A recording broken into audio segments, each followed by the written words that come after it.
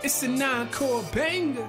Dr. Ross dropping knowledge to the masses. Man, you now tuned in to purpose and practice. Ayy, yeah, purpose and practice. Keep your mental sharp, learn all the tactics. Dr. Ross dropping knowledge to the masses. Man, you now tuned in to purpose and practice. Ayy, yeah, purpose and practice. Podcast game, ayy, he got it mastered. It's encore. Yo, what's up? What's up? What's up? What's up? We are back for another episode of the Purpose and Practice podcast. I can't believe it. Like we are at episode number 30. This is season number 2, episode number 30. And here's my message, right? Those of you who are trying to start something or thinking about starting something, because we all know that the ideas that we have start just as ideas, and before they come into fruition, before we create those masterpieces, they start up here.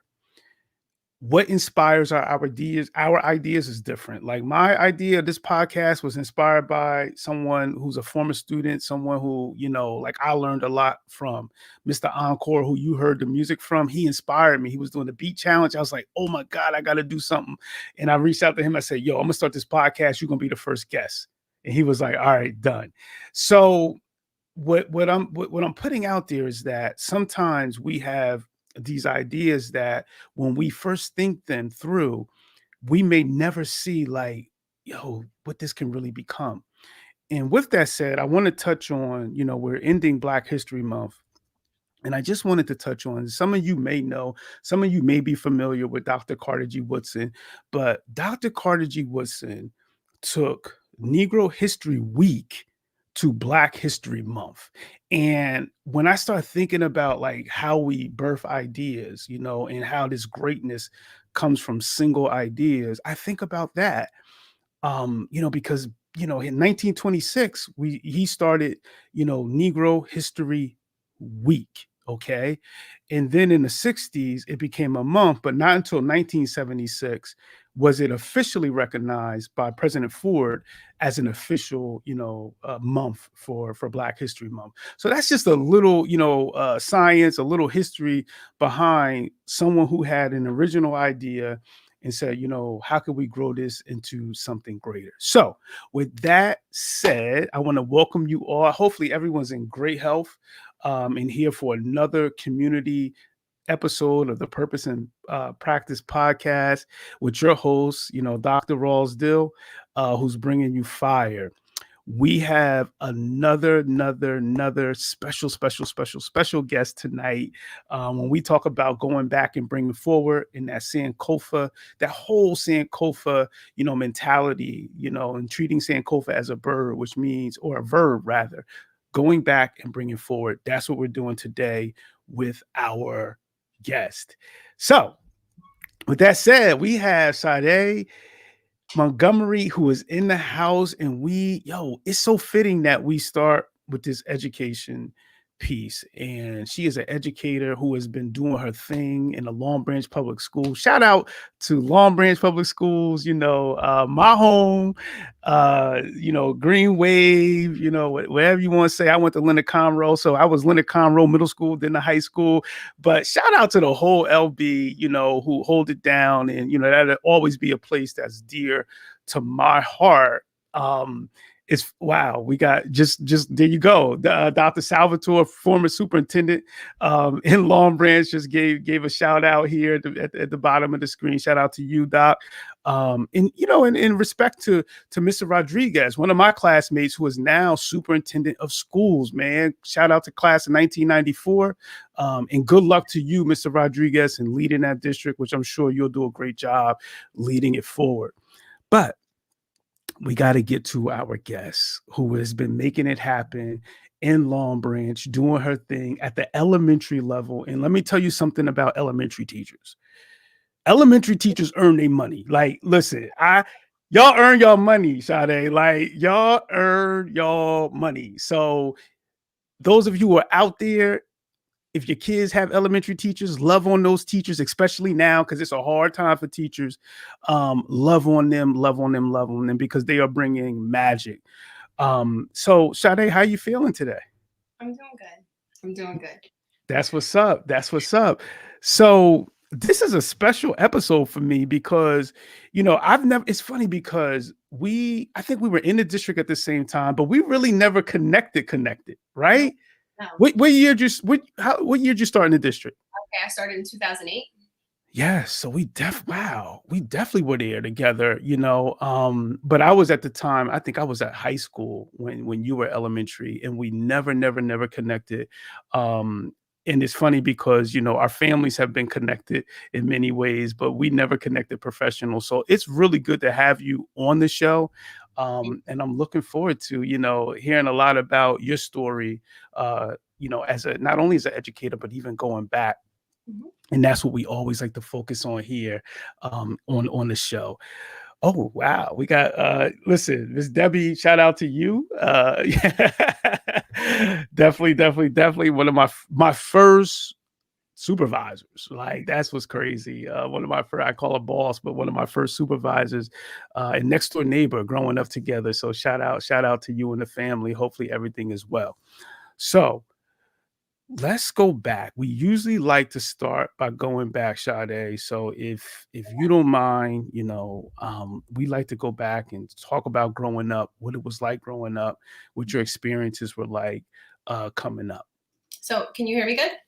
Hear you fine. You're coming in loud and clear. All right. So, I guess we'll start in the beginning, right? So, my parents were teenagers when I was born. And so I would say a little bit of everyone raised me. When your parents are young and they're struggling, trying to find their way, everyone has, it's like a village, right? It takes a village to raise a child. True. So I was in foster care for a time. My grandmother took care of me for a time while my parents got, on their feet. Mostly my father raised me. So in Long Branch, with the help of my stepmother. And so my dad's a hip hop head. So I grew up listening to Tupac, Biggie, KRS-One. It's so funny, like people, I go to concerts and I'm rapping. They're like, wow, you seem so pristine, right? Uh-huh. But it was kind of rough growing up. And so I relate to the kids of Long Branch. I get it. Like what the things that they go through, I've been through. Me being raised by one parent at a time. And it's hard, right? When you don't have, right? You go without, and basically, you really depend on the love, and that's what when we didn't have, we had love. So go ahead. I'm sorry, I didn't mean to cut you off. Go ahead. So I went to Anastasia, the old Anastasia school. And I went to Long Branch Middle School, and then I moved to Highland Park, and I lived with my mother at that point in time. Love Highland Park. I love Long Branch too, but it's a very small town, very different from Long Branch. Long Branch is a big school district, and Highland Park, I think, was like only 90 kids in our graduating class. So it was nice to have intimate relationship with your peers, and you became really close.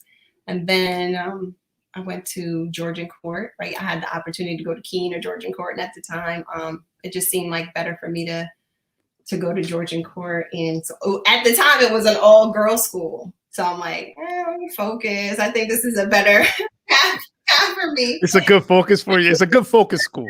There's no distractions here. So, and I think choice. But and it's changed since though. Now it's like co-ed, right? It is co-ed. Yeah. So, all right, I wanna go back a little bit. Go ahead. So you started us off. You said a lot. You know what I'm saying? You talked about foster care, and you talked about the influence your dad played in your life. Foster care right now. One of the things that with this whole pandemic thing, right? The homelessness and the amount of foster children who are coming out of this period is just crazy. And there's different levels of homelessness, in the two, like, there's four stages of homelessness, and the last two is called what is hidden homelessness, right? Mhm. I'm just going to focus on that. And hidden homelessness is a lot of times where people are living from house to house, where there may have been a catastrophic event in their family's life, and they're moving around, right? Mhm. What I would like if you could share, um, in terms of the challenges of something like that, and how that can impact a child, going through school and just going through life, Okay. like, if you don't mind just talking a little bit about that. So just think, right? You're a child and you don't get to see your parents every day and you're with complete strangers, right? And you have Mhm, to go to school. How could you focus? How could you really learn? Your whole world is kind of mhm. in shambles, right? What's your norm is not there anymore. Mhm, And for me, my dad would come visit weekly. So basically what happened is, my mom's a teenager. She's living with different people like you from mhm. Yep. place. And so things happen, right? That's out of her control. And then me and my brother are taken away. And so my dad, who had a better support system than my mother, and Okay.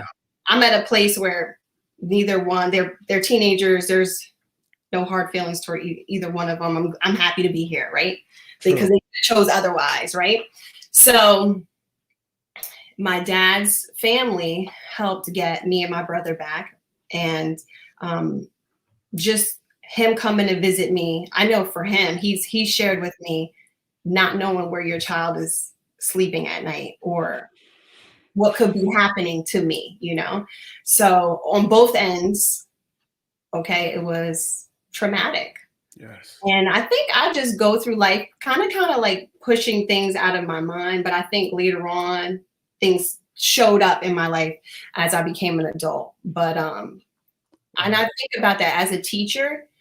Um, you get cases, right? And Mhm. you have to be um if you don't go through it, maybe you just don't understand. You can kind of be empathetic, but being that I've been through those things, I get it. I get it. And I have to you focus on the education, right? We're teachers, right? You want to focus on the education, but Mhm. sometimes you just have to focus on the child, right? True. And their emotional well-being. And I think in this time, right, we need to make that a priority. So, like, that is so, so, so true. Um, and that's the reason why I brought up, like, hidden homelessness, because I think a lot of times a lot of folks, and I don't want to speak and generalize, but a lot of times when people hear homelessness, they think of someone who is literally like living on a street, right? And that can be chronic homelessness. It can be, but more times than none, it is that hidden homelessness that we don't really see. And Mhm. you kind of spoke to that. But then you start talking about, which I really will. I'm just like, you saying that was deep when you said it was two ways. Like, you felt a certain kind of way, but then you even kind of like talked about how your dad felt. You know what I mean? Like that, like not knowing, where your child. That's what he said. He was Yes. powerless in a situation.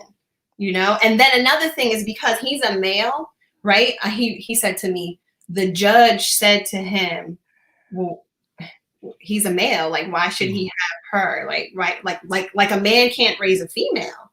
You know what I'm saying?" Mm. So, and that, in a sense, right, the mother has more rights, right? And at that particular time, Mhm. my mother wasn't in a position to take care of me, and my father was, but they were going to get in the mix of him having his child. And that's Yes. something to look at too. Like, Yes. why is a mother more qualified to take care of a child than the man, right? Than the father. Yes. Yeah. And those are real, those are real things. And it's like you you coming into, and we jumping all over the place, but that's what we do, because I'm thinking of you as a teacher now, and you use the word empathy, right? And you were like, you can be empathetic, but if you have a certain lived experience, it helps you understand conditions that your students may be feeling. how has that shaped you? You know, I just remember being a classroom teacher, and like sometimes you go home and you cry. It's like you like, wow, somebody got it like this. You know what I'm saying? Like, how did that shape you as a teacher? My first class was basically boot camp. I had I had some tough kids, but you know, Mind you. it was like getting to paradise. But and kindergarten, no less, right? So I would come in and I would have to mentally prepare myself because their home lives weren't great, right? Mhm, And I had to be their support system, right? I'm mom number two. mhm. And so I got that. And I understood that because that was my experience, right? They need loving. And so I always find that my toughest kids are the most loving kids. They need the So most true. love. So true. So true. Even though it might drive me crazy, right? There's something there. You just give.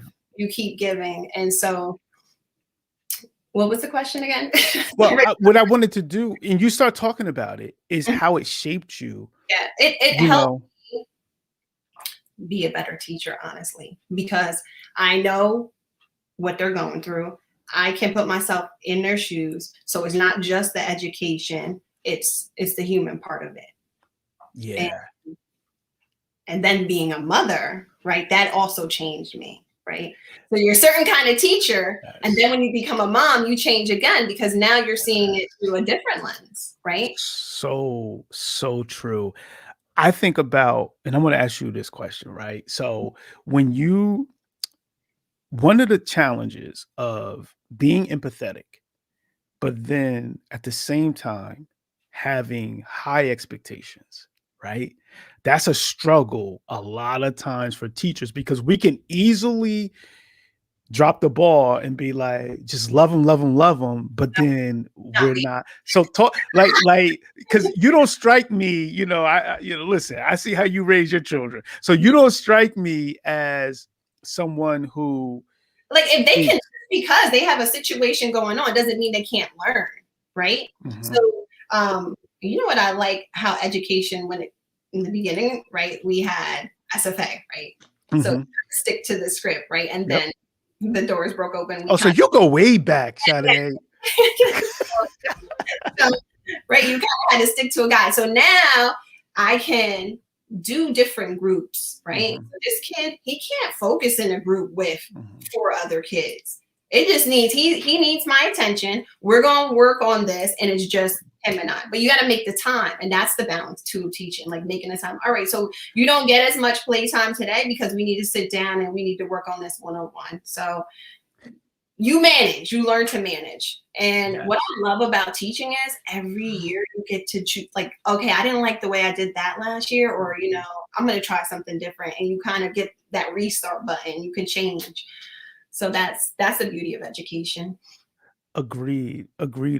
And you talked a little bit about being reflective, and you didn't use that term, but basically when you're talking about, yo, this year, this didn't work that well. So maybe I need to adjust. Maybe I want to try something a little different.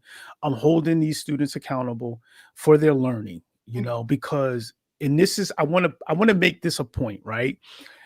Sometimes, especially novice teachers, not only novice teachers, but veteran teachers too, we can get into this education game in this life. And we can think that students who may be struggling, students who may be homeless, students who may be experiencing different social challenges, different economic challenges, and we lower the expectation and we allow them to get away with things that they don't need to, that they should not be getting away with.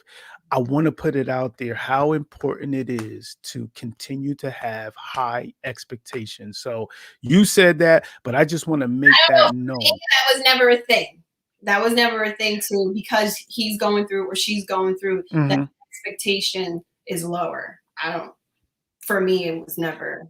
I'm the same, but there's some folks out there who think they're helping, and it's well intentioned. It's good. Like they think, like, oh, I don't want to give him homework because, of this or Or that, or you I don't. work with them. So you come in the next day, we're going to sit down and we're going to do it together because honestly, at 5, it's not their responsibility, right? True. That's True. it's not their responsibility to make sure their homework is done. So whoever is raising you is not around to do it, I'll step in. There you go. And I think that that's what community schools are for. And I think that that's the importance of community schools. And it's also the importance of teachers understanding that in what students are like, understanding students holistically. Like sometimes you can see students as like, oh, that's Johnny, that's Amanda, that's Hakeem, that's Noah. But at the end of the day, it's about learning who your students are and what they need. And you talked a little bit about that when you're like, okay, I know who can work in a group. I know who's going to be focused like one-on-one. And so do you think that came naturally to you, or do you think like that was like a learned behavior? It was learned. I learned. I learned quickly. you learn. Okay, so my first year, right? You're thrown in. I'm like, oh my God, they're leaving me in this room with 20 kids. Do they know I don't know what I'm doing? I mean, yeah, I have a degree, but I have no idea what I'm doing. I have one kid that's hiding under the table. I'm feeding him food under the table, and the other one having a meltdown. And you just, I need a system. Once you get a system, right? Okay, then it starts to flow. And I figured it out pretty quickly. But you learn, like you just, like this doesn't work for him. And it takes some time, right? Obviously, I'm a better teacher now than I was. So let me ask you this, Mm-hmm. In terms of parents, right? Mm-hmm. Vulnerability, like you just talked about, like, listen, I had to learn, I had to grow. Did you find yourself being vulnerable with parents in terms of like, hey, I'm new to this, I'm learning this? Like how did you navigate? Because that's a whole different world. When you start talking about like, because like you said, parents, in your case, parents are dropping babies off to you. When I taught, they were giving me their high school students. You know what I'm saying? Like at that point, kids knew how to do school. Like they just knew school. They did it for 13 years at that point. But for you, it's like, yo, you're getting babies. So did you feel as if did you have to show some vulnerability, and how did you work and connect with parents? I'm like an open book. You see how like freely I'm sharing with you. So I think once the parents sat down in a conference with me, they kind of got that vibe. I've never had real issues with any parents, so that's good. So no, I haven't had issues, Yeah, no. I think that that's important to talk about. One of the things, and it's funny because I just got an email from a teacher who was like, you know what, it's cool to work with you because you share a lot about your challenges and the things that you've experienced. And it makes me feel all right sharing those same things with you. And what you just said kind of speaks to me in terms of, it's like vulnerability. It's like, all right, I'm not trying to put up this facade like I'm perfect, like everything is perfect. So you had to come into that situation of like, all right, I want to develop a relationship, with the parent, obviously with the young person, and having that open book or that relationship with parents. How do you think that changed the way that the kids did in your class? Like, do you think that had an impact on that? If you start out positive and like, we're a team, I want the same thing that you want for your child. I want them to be successful. And I feel like if you approach a parent, you're not coming at them sideways, right? We're on the same team. I've noticed that this, so-and-so is having these issues. Are you noticing these things too? Well, let's work together to, make the situation better or whatever. And I've never really had problems in that area, even with my like problem kids, right? it quote unquote, right? Because it's like, and that's just it. When parents can trust, like, listen, I trust you. Like it opens up this whole other world, And that's the thing. I might have shown them, right, or probably have shown them that you can trust me. Yes. Right? And so for there, we built strong relationships where I don't have kind of issues. True. And kids know, real teachers out there, especially y'all novice teachers, new teachers, kids know which teachers the parents have connections with versus which teachers the parents don't have connections with. Or what they can pull off. Like they do some stuff at home, right? They know they're not going to do in school. And yes. So, and I think that in where we're at right now, there's a lot of teachers around the country, not just here in New Jersey, but around the country who they need love, man, because it's a lot of like negative stuff out there about educators. You don't want to work, you don't want to come in, and it's like, listen, there's a lot going on. There's health things going on. This COVID situation is impacting certain communities more than it's impacting others. So there's a lot, in terms of decisions that educators are making, in terms of safely returning to school. And I think that the better relationships that we have with community and with parents, the more successful we can be in terms of bridging that gap and having a connection. That's why I wanted to spend some time, talking about that parent piece. And I think it's a piece that in undergrad, in school, as educators, there's not a lot of time spent on school to home connections. It's just not. I agree with that. Yeah. And we do need to bridge that gap because it takes a team, right? It's a team. In order to raise this child or educate the child properly, it needs to be a team effort. Yes. True. So let's go back. I want to go back. I told you we're going to move around, right? So I want to go back to high school. Okay. All right. I want to know what kind of high school student you were.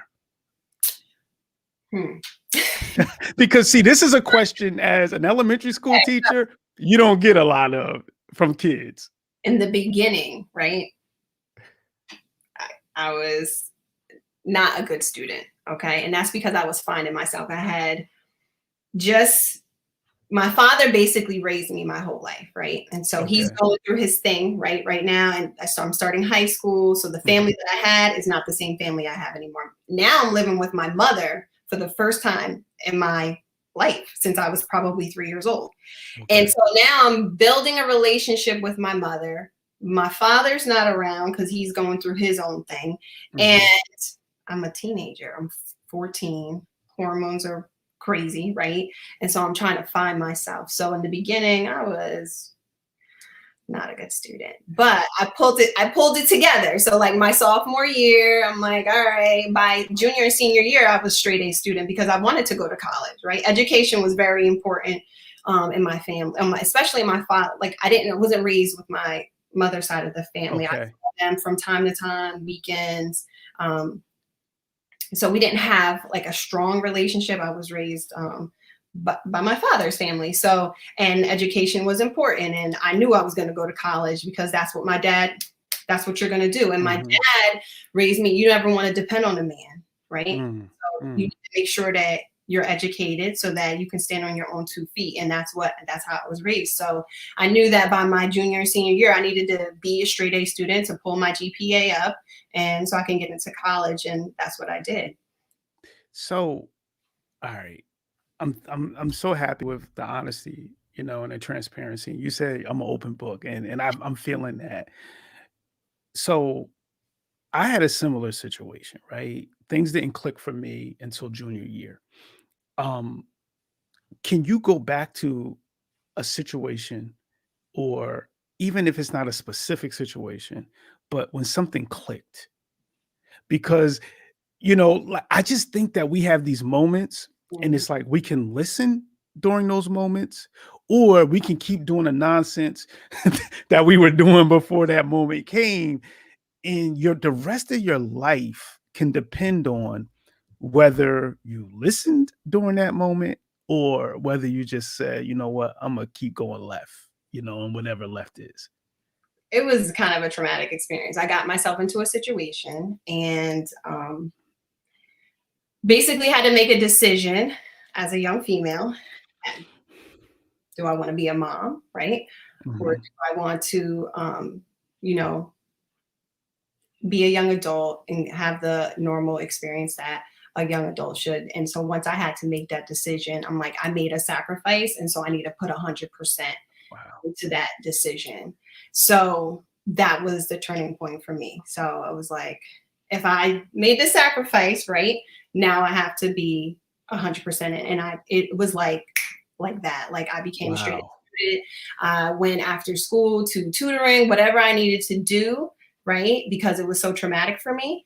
I turned it around. It just, that's real talk, man. And I really appreciate you sharing that because, ultimately I want young folks to be able to hear this and to be able to get into life situations and realize, all right, there's consequences. There's consequences, whether they are, negative or positive consequences to my actions.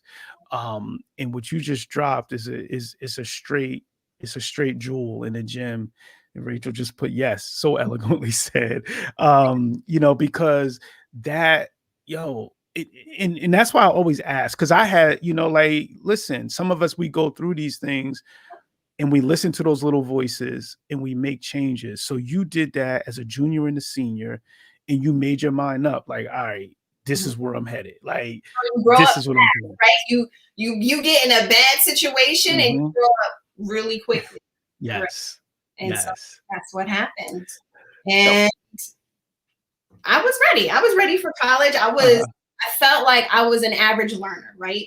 I didn't have any real learning disabilities, but I was someone who had to study, and so I had to put the work in. And so for me, mentally, I had to shift my gears into putting 100% into my education at that point.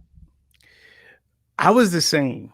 I was average. I was probably below average. I wasn't as good as you. I was straight like below.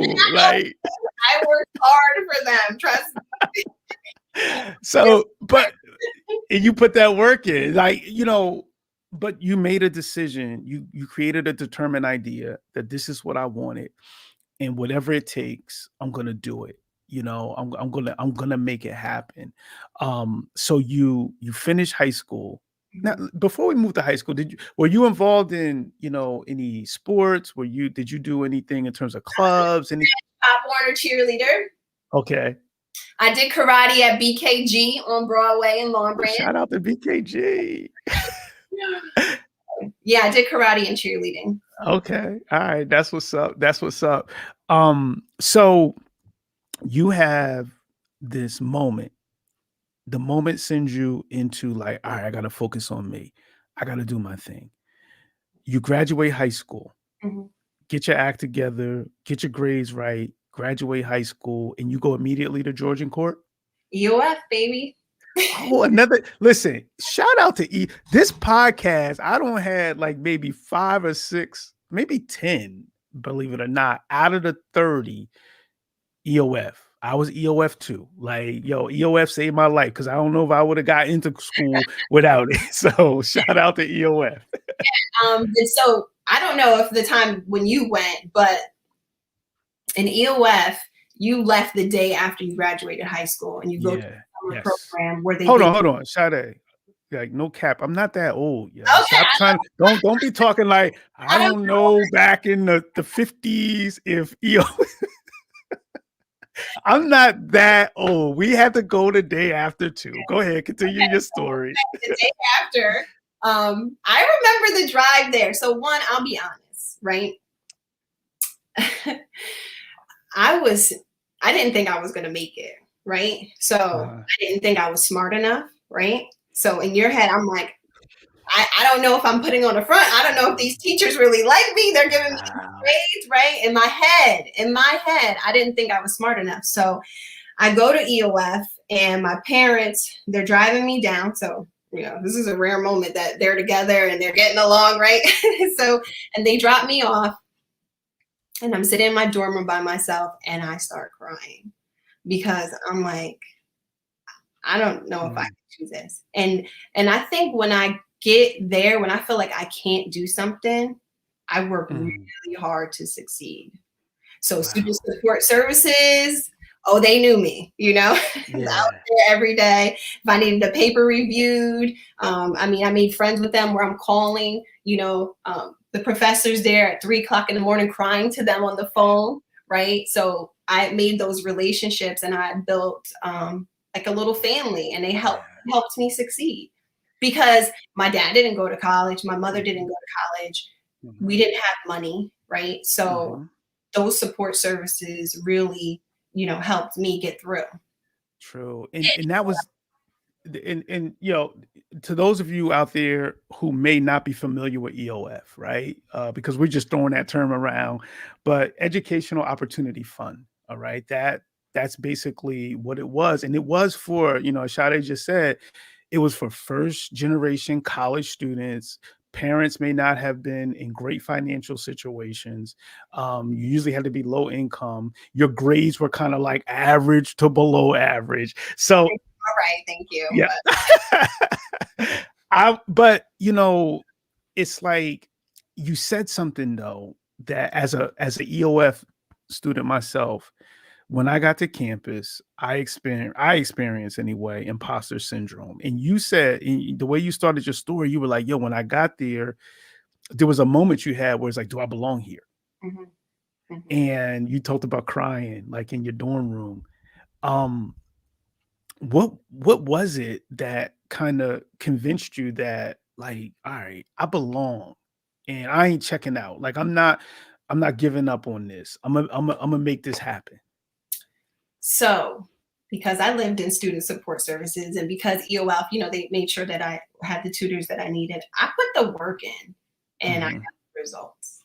So I'm now first semester straight A college student. I'm like, okay, I could do this, like that gave me the confidence, that I'm putting in this and I'm getting what I need out of it. And so then I said, I felt like I could do it. And that's pretty much like criminal justice. I did not do good with that class. I gotta see. What class was it? Justice. I was so upset that I had to take that anyway, but random philosophy was another one. But yeah, those classes, low key, like it's funny because criminal justice gave me headaches. And I went to Jersey City State. I went up New Jersey City University, it's called now. But that's where I had went, and we had EOF. And like, I'm still close to some of the EOF folks who went. Friends with Facebook friends. Yeah. It is, and then you look back that summer because you literally do go from graduation. Yes. We had project graduation where they take the seniors so no one gets drunk and get crazy. So we were on a boat, in New York City, probably get back at 3, and then 7 a.m, I'm on my way to school. You're right. Yes. I didn't have the summer. And part of that was the research behind that is, and I always talk to my students about this especially when I was in high school, is that summer between graduating high school and the next, fall, that next September, so many lives are determined during, believe it or not, that summer. That's part of the research that supports, like, let's get these students out of their comfortable, area, neighborhood, community, get them onto this college campus before they could make other plans. I couldn't be grateful. It was needed. It was necessary. Yeah. True. I feel, Dwayne just said you tried out for basketball, As a senior, wow. never played basketball in my life. He had to put that out there. You're gonna have to take that out with him. I had the nerve to be upset that I didn't make the team, but so you get off to college. Those of you young folks who may be listening out, if you're a junior, if you're a senior, EOF is still a thing. So if you have a guidance counselor and you haven't heard about it and you think you may fit a criteria being a first generation college student, maybe you're qualifying for free or reduced lunch. Maybe your grades aren't great. Your grades may be average. Listen, talk to your guidance counselor about EOF, Educational Opportunity Fund, because that may be your ticket into a college, So just because you didn't have a great high school career doesn't mean that college isn't for you. All right. So I just want to put that out there, before we move on. So you go off to Georgian Court, and what's your focus in terms of, education? Like, do you decide on a major right away? Psychology. So I took one course, Psych 101, and the professor, Dr. Trigani, the way he taught and presented, and he was funny. I just fell in love with psychology. Mhm. And, just racking up the classes. I'm like, all right, this is the direction I want to go in. And, I took education courses as well. So you did the psychology and then you did the education. So when you finished Georgian Court, did Yeah. you come out ready to teach in terms of degrees, or did you have to go for? I was certified K through 5. Okay. Yeah. Okay. So what'd you do your student teaching? South River. Oh, wow. South, Wow. so Okay. I was living in Highland Park at the time. Okay. All South right. River was close to Highland Park. And I did fifth grade a student taught fifth grade. Okay. So when you did the Highland Park thing, you went there, you did this, well, South River, I apologize, for fifth grade Yep. Mm-hmm. for student teaching. Now, were there any opportunities there? Was your first opportunity Long Branch, or how'd that happen? Long Branch, they were interviewing. They had like I guess, business day where they have like, schools come in, and Dr. Mhm. Becker was there. Wow. And Wow. yeah, basically got an interview through her. Like she put in a Wow. me, and then I think maybe 2 weeks later I had a job interview. Wow. Shout out to Dr. Becker. Like, she was one of the listen, I owe Dr. Becker, man. She helped me so much. Especially we were in graduate school together, and she's brilliant, brilliant mind, man. I don't know if she's still in Long Branch, but is she still there? Is she perk team still? I think she's No? ESL. Okay, okay. Brilliant mind, brilliant mind. I haven't talked to her in years, but, it's wild that she was the one so she kinda discovered you and got you down the Long Branch. She was in Anastasia when I was in Anastasia. Wow. Mhm. So, Anastasia was now you get the job in Anastasia, No, Anastasia or when I did was you? in elementary school. So I know Dr. Becker from when I was in elementary school at Anastasia. Oh, you go back that far. Yeah. Did she remember you? I don't know if she remembered me, but we talked, during that little Wow. Georgian Court. Yeah. Wow, that's crazy. I didn't realize that. I did not realize that. So you get the job in Long Branch, and where's your first placement? West End. Oh, you start off at West End School, huh? Okay. All right. What grade level? Kindergarten. So you do So K. when I was hired, I was hired for fifth grade. I really didn't want to teach fifth grade. Uh-huh. And then they called me. Who was it that was it Catchbone? I think he called me and told me that kindergarten had opened, and so I took that. And so I've been in Okay. kindergarten. So that was your choice, was like early elementary. Yes. Mhm. Okay.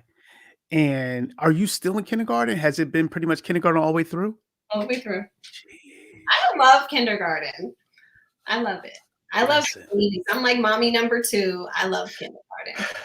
Listen, salute to kindergarten teachers, first grade teachers, because you all are teaching kids. First of all, kids are learning to read then. Like That's that. the best. Yes. When you get a child that come in, they don't know their letters, their sounds, Yes. and that was you, right? Yes. Telling their letters, their sounds, blending the sounds, and then when they leave and they're reading, that is the most beautiful thing, because you gave that to them. Word. That's the thing, being at the high school, we collect all of the greatness that happens before. And then we also collect some of the situations where students have challenges and that they struggle. But I could never imagine the feeling of teaching a young person to read and what that must feel like when you see, because it's really, it's like a code. Like when a student finally cracks that code, that's gotta be like, you got.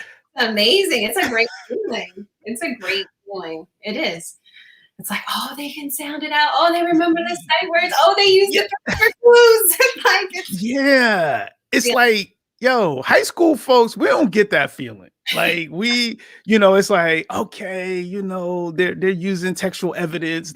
All right, those things are good, but to be able to be like, because when a kid the growth is Yes. so big, right? When you see it, you can see they came in with no skills, and then the growth, yes, I mean, that you can yes. imagine. He grew up And you in 1 year. in 1 year, 1 year. in real talk, you know who else loves on you? Those parents. Like when those kids go home and they're reading stuff and their parents like, hold up, and then there's like this natural love, that starts to develop, because it's like you're teaching my kid how to read, you're teaching my son, my daughter. They want to. Yes. And when a parent sees that, like they come home with the book and they want to read to the parent because it's they're proud of themselves, Yes, no doubt. I just had to get that in there because I taught English, language arts, but I could never imagine teaching a kid, or young person rather, how to read, and what that magical feeling must be like when they look up and they're like, and you look up like, they really read like that. That's just got to be magical. Let me ask you this though, Sade. I always like to ask this educators, was there ever a time where you were like, maybe I want to try a different grade? Like, did you ever feel like you may want to see another end of the spectrum? I did, but I enjoy kindergarten. Because I listen to you talk. Because I get to see that magical moment happen, and that's like the best thing. I enjoy that.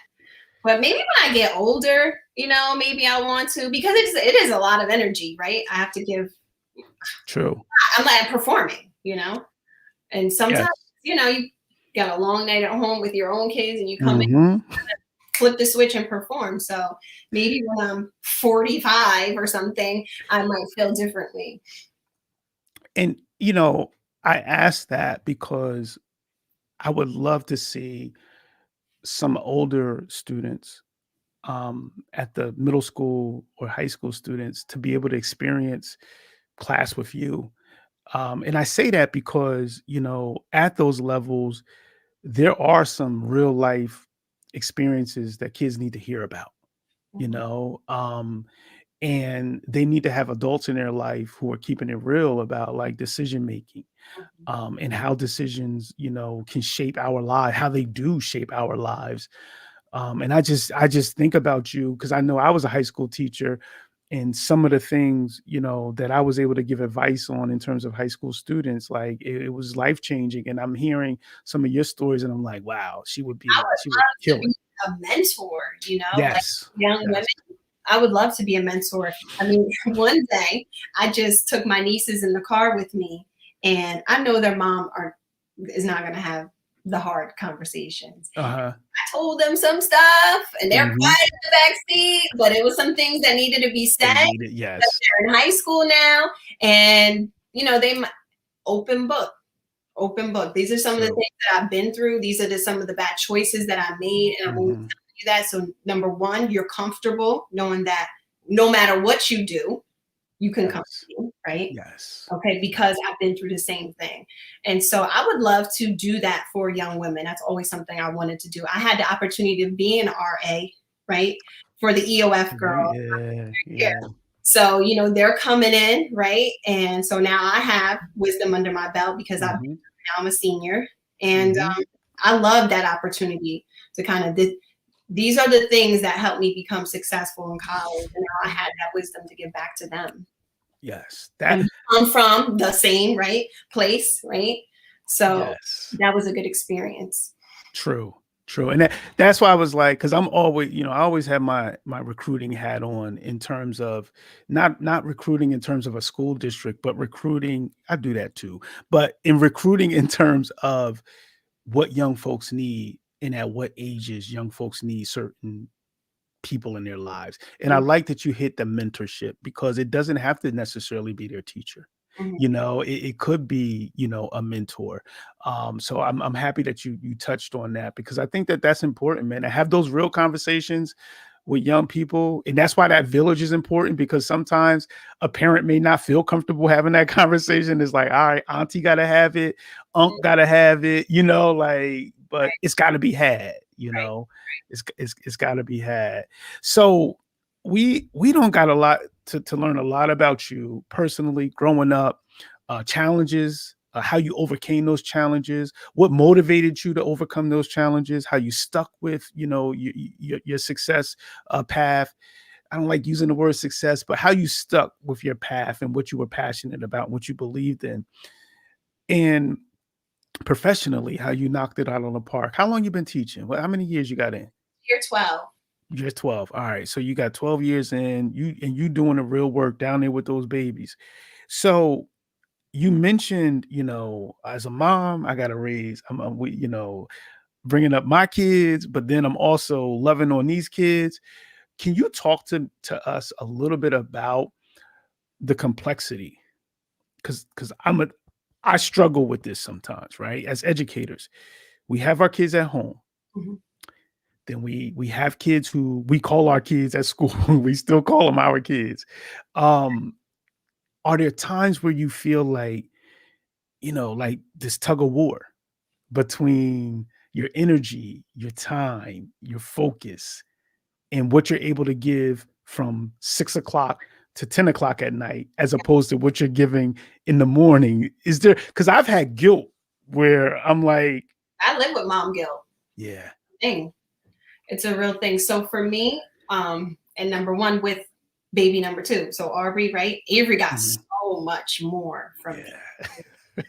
Like he was reading in kindergarten, right? Aubrey's, I mean, she's pretty good, right? But she's not Avery. You know, she can read the sight words, and you know, and she has her letter sounds down. She knows her numbers, and so. But like baby number 1, I was able to invest more time, and even now, like I take the time to read with him, right? So we have time where at least 3 days a week we're in the bed together. I try to find a book that one is educational or we can learn something from it, right? It's a read, but we can discuss, like, so we're reading Echo right now, and they talk about Adolf Hitler, and so now that was my opportunity to teach him about the Holocaust before school even introduced it. You know? So though that's important, and we have a dialogue about that. He was like, how could someone kill 600, I was in 1,000 Jews? Not sure of the correct number, and we just we talk about that, and that opens it up. So I try to make reading as important in my house, because one, when he grows up, he can think back, like, you know, this is the kind of time I spent with my mother, and that, you know, maybe he's going through something, he'll pick up a book. And for me, reading is, and I love to read memoirs, you know, learning about someone's struggles and how they overcome, like that. That's the type of reading I like to engage in, but it gives me peace. So that's one thing for balance. So I go get my hair done every week. That's a treat to myself. So I bring my book. I'm reading Malcolm Gladwell, Talking to Strangers right now. And so I have my, 2 hours. I'm sitting under the dryer and I have my time to read. So like, that's something that helps me. So I do things like, for me, you know, meeting up with my girlfriends whenever I can to let my hair down. Yes. Escaping these people in this house. You need to get away. You got to escape. I love it, but sometimes you got to get away, you know? So for you to be the mommy that you need to be, for you need to be the wife that you need to be, it takes some self-care too. You know, I'm happy sometimes as parents, we shy away from conversations of, okay, maybe I didn't get it right. Maybe I didn't do 100 like I did 100 for, you know, like, because I think of the story you just told with Avery and Aubrey. It's the same. Listen, in this house, like what's up, Dad? That's Dad right there. Okay. So, but when you tell that story, I think about even, you know, little L and Layla. You know, Layla was first, and you know, it was so much available time and energy for Layla. For the one, right? Yes. So she's the one that got all the videos with the flashcards. She's the one that got all, we did all that. L came, yo, we was like, what? That's Like, what were we thinking? Like, what? Like, there was no time. It felt like there was zero time to do any of those things, man. yeah, yeah. How old? What are the age differences between 5 years, and for good reason. Okay, so there. Avery didn't sleep at night. It was a lot. I remember bringing him home from the hospital, and funny, my dad was just on. Uh-huh. I was so tired, Mhm. and I didn't trust Dwayne. He never did anything to me, right? So my dad comes over to visit, and I think I had a little bit of postpartum, and I'm like, please don't leave, please. Yeah. Please don't leave. You probably thought Dwayne was beating on me or something. Like, what Dwayne doing over? Like, we had to have a talk. To leave.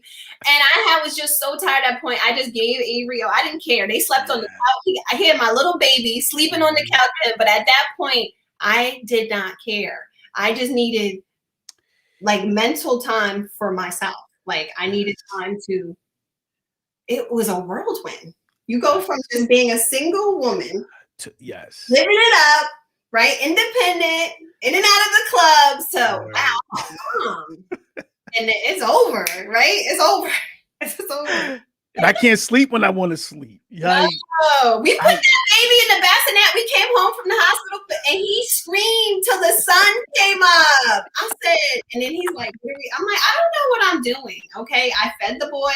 I checked his anger and he's still screaming. He had colic. He had jaundice. He had everything. Yeah, all of that. Yeah. Yeah. I was like, I don't know about this. So, and all you want to do is so crazy. Is like all you want to do is be able to sleep. Like it's like, can I just get a nap? It's been 10 years, okay? It's been 10 years. It's like, because when they wake up in the middle of the night, it's not daddy. It's mommy. It's to be alert to know what's going on. So yeah. Word.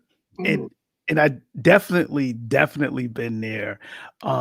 In those moments, you know, I've seen my wife go through it, and just like what we can take for granted as a 20-minute nap is like, yo, to know that I don't have to wake up and somebody's got Avery in their hands, or Layla or little L, like it's like, all right, I can sleep, you know. And they say though, once you have kids, you never sleep the same. Like, and that is so, if there's anything true that I've heard, that is the truth. That's the truth. That, and I can see that from the day I leave this earth, that I will never sleep the same, knowing that my babies are wherever they are out in the world. That's the truth. Yeah. Yeah. That definitely is the truth. Yes. Yeah. So shout out to Tawana Richardson. Yes. Jacob's Ladder. Definitely shout out to Jacob's Ladder. And the work that they're doing out in the community is real work. And Tawana, another graduate, someone who I graduated with and call a friend. So there's Debbie again, LOL. She's laughing at your stories about not being able to sleep. Her little Avery. I don't know what she called him affectionately, but she probably got a little name for him. So as we wind down, Sade, you really blessed us with so much today. Like we've learned so much about you, and you definitely have been obviously a jewel to the community in Long Branch, and they're very, very fortunate to have you there working with those children. As you can see, the comments that came through tonight, like it was just a lot of love. One of the things that I like to ask guests is like, if you were able to go back to your high school self and give your high school self some advice, what would that advice be and why? So I thought about that, right? Definitely would have told her, you're smarter than you think you are, right? I didn't think I had enough, right? And to be patient. So we're like all on a journey for me, right? I need to be here at a certain point in order to feel complete, right? Or I need to achieve this in order to feel complete. And so I think even becoming a mom at 24, that was to fill a void, right? Wow. To fill some sort of void that I needed a family, right? Because I didn't have that, right? I had a broken family. And so in order to fill me, I needed to have someone to take care of to fill me. And so funny. So me and my son yesterday were driving in the car and he's like, oh, Mom, I'm going to have a kid at a young age. What? Like, turn the music off. What are you talking about? Stop everything. Like my daughter said something similar the other day. Stop everything. Yeah. I'm like, so now I'm having a real moment because my dad has always kept it real with me. Like whatever, and to this day, if I'm going through something, I can call him, right? Yeah. And no matter what it is, there's no judgment. That's the relationship we have. So I want to build the same thing for me and my children. So he's like, I said, Avery, okay, I don't know what you're talking about, but you want to live your life, complete all your dreams or whatever passion you have, go after it, fall in love a few times, travel the world. Okay. And then after you've done all of those things and done it very well, then you can think about kids. Like what? And I told him it's over. And I was honest. I said, listen, at 24, I had you at 24 and I love you to death. But if I could do it over, I wouldn't have you at 24. Because there was a lot more things that I needed to do, but because I was filling a void, right? I had my son, and it was a lot. We didn't have a support system. It was just me and Dwayne raising, and not that our parents are young. My dad's 50, so they right? live in they're not retired where I can just drop my kids off to them. Yes, so we're doing it on our own, and like we didn't get to do a lot of we traveled, but we didn't get to do a lot of that because we had kids young. And so if I could go back, patience, like there's no rush to get anywhere. Just enjoy life, right? And I would have done it a little bit differently, but I mean, you live, right? I learned. And you learn, and you still love, it. But that's real because I think about that. 24. Wow. Married and the child. 24. Wow. It's young. Wow. Props to y'all because I think we were like 20. No, we were 30s. We were in the 30s. And I think about that 24, what I would have been sacrificing. Okay. This ain't the show for that, but when I would have been sacrificing at 24, like I'm giving all of this up. Shout out, because I know even when we tackled it at like 30, it was 31, 32. It was like, yo, this is hard. Like this is, and at any age you're really ready because you're sacrificing. You sacrifice yourself for your child. True. Pops just got in here again. He said he had to save it. He's like, you can put the baby's bottle in the microwave. I'm like, you can't put the baby's bottle in the microwave. I'm doing everything by the book. Aubrey came along, the bottle went in the microwave. Yo, every like whatever, like she survived. Yo, it's funny because then you can sleep when the second baby comes, you can sleep with one eye open, one eye closed. Like it's so many different chances we take with that second child. Like that first child, like nothing. It's almost like when we get cell phones, when we first get them, it's like, oh, nothing can happen to this cell phone. Right. After about 5 months, it's like, oh, it's whatever. The phone drop is like whatever. So, Sade, we really, we really appreciate you. The Purpose and Practice podcast community. You blessed us tonight, and I'm thankful for you coming on. I know schedules is crazy. You got a family, you got a career, you're teaching these babies in crazy times. I appreciate you being on the show. Real talk. Thank you. Real talk.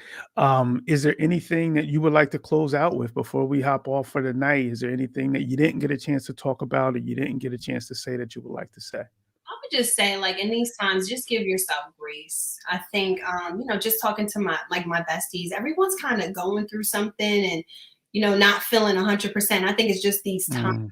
And I struggle with it, like not being the perfect mom, right? Teaching, I always feel like I give 100% into that. I feel like I don't have, but like, as far as just being a mom, I feel like because I put so much into that, sometimes I could be a better teacher at home to my children and kind of get the scraps of me. So I feel guilty about that, you know. As a wife, like I have a good teammate, you know, like I don't have to cook every night, you know, we split it up. So like stuff like that, that's helpful when you have someone we're good teammates as far as that. But definitely give yourself grace. It's hard being a mom, and just know some days are going to be better than others. And I love that. At the end of the day, like sometimes I talk to my kids and I'm like, you know, I'm talking and they're like, they love me regardless of like, I might be feeling away, like I'm not giving them 100%, but they don't see that. They feel the love. So just remember that. Yes, I like that. And don't beat yourself up too much, because we really do struggle with that as educators, because there's a level of guilt and you're like, dang, I'm feeling all of this energy I'm putting here, you know, and then you get home and you're tired.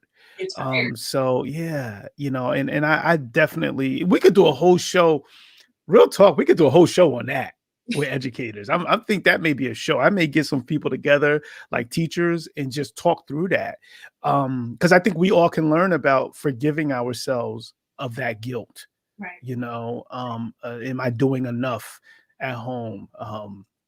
That, you know, and then I'm doing all of this at the job, so to speak. So you've gotten so much love. Someone just said you're awesome. You definitely are. And yes, and it's definitely a salute. Dwayne, you're right, man. I salute to teachers out there. Love on those teachers, man. Tomorrow's Friday, right? Y'all go to Dunkin' Donuts, y'all go to Starbucks, wherever y'all go, to Bodega, I don't know, Fine Fair, wherever y'all go. You see a teacher in line, yo, buy him a coffee, do something, like, yo, salute to the educators out there. Go to heaven because I'm a teacher. Okay. There you go. Yo, there you go. So once again, we get to say peace to our community tonight. We brought you another fire episode of someone who is out just doing amazing things, has a great story that I didn't know about until tonight. I'm so happy we had this episode. I learned so much, and I know the community has learned a lot. So one final time, Sade, we thank you and we appreciate you here in the show. You are family now to the Purpose in Practice show. And you're the 30. You're the third. So you got one of those, milestone episodes. So shout out to you, and shout out to everybody. Yo, stay safe out there. Take care of yourselves. Love on yourselves. Love on your families. We don't know when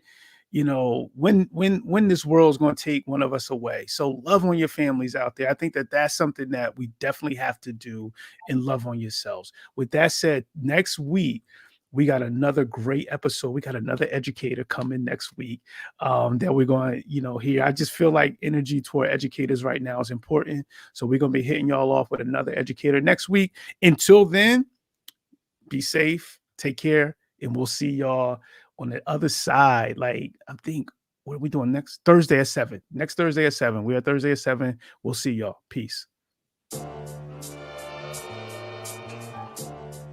It's a encore banger. Dr. Ross dropping knowledge to the masses. Man, you now tuned in to Purpose and Practice. Purpose and practice. Keep your mental sharp. Learn all the tactics. Dr. Ross dropping knowledge to the masses. Man, you now tuned in to Purpose and Practice. Purpose and Practice. Podcast game. He got it mastered.